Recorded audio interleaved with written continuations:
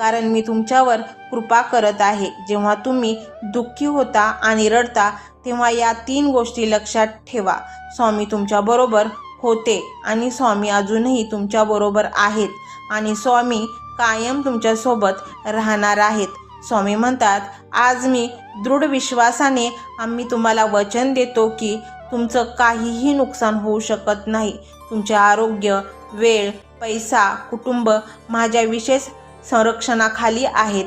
या आठवड्याभरात तुम्हाला तुमच्या आरोग्यात, नोकरीत, व्यवसायात, नातेसंबंधात आणि आर्थिक बाबतीत सुधारणा दिसतील. मी तुमच्या आयुष्यात अशी उल्लेखनीय कृत्ये करणार आहे जे तुम्हाला आश्चर्यचकित करेल. विश्वास ठेवा. माझ्या प्रिय बाळा, आत्ता घडत असलेल्या चमत्कारावर लक्ष दे.